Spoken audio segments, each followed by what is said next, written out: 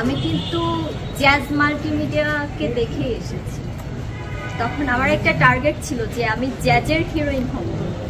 যাই হোক 2018 সালে আব্দুল আজিজ ভাই আমাকে অ্যাজ এ হিরোইন হিসেবে লঞ্চিং করেছে।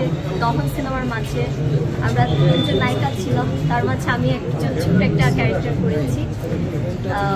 এবং আমার সেকেন্ড ফিল্ম ছিল মুক্তি। আপনি যেটা বললেন যে আমার সিনেমাটা আটকে নেই, কারণ আমার শুটিং অলরেডি শেষ হয়েছে এবং কিছু গান বাকি ছিল, যার জন্য আমি কলকাতায় যাওয়ার কথা। ভিসা না পাওয়ার কারণে আমার বাংলাদেশে শুটিংটা করতে হবে। এবং ময়না সিনেমা যে সিনেমা ভালোবাসা দিবসে রিলিজ হচ্ছে 14 ফেব্রুয়ারি। তো সেই সিনেমা দিয়ে আজকে এটা আমার থার্ড ফিল্ম। এই সিনেমার মাধ্যমে কিন্তু আজ আমি বড় পর্দায় আসবো।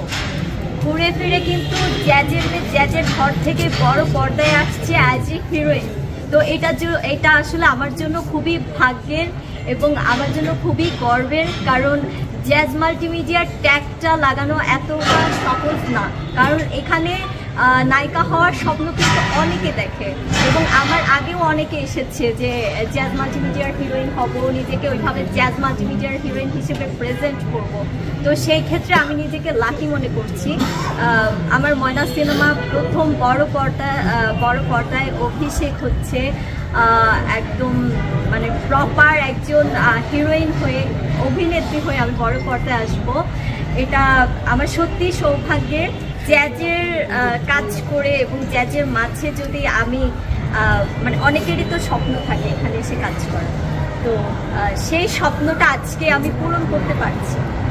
তো আপনারা সবাই আমার জন্য দোয়া করবেন, সবাই এই ময়নার জন্য দোয়া করবেন। আমি মনে করি বাংলাদেশে যত ময়না নামের মেয়ে আছে তারাও যদি এই সিনেমা হলে এসে সিনেমাটা দেখে, আমার সিনেমা হিট।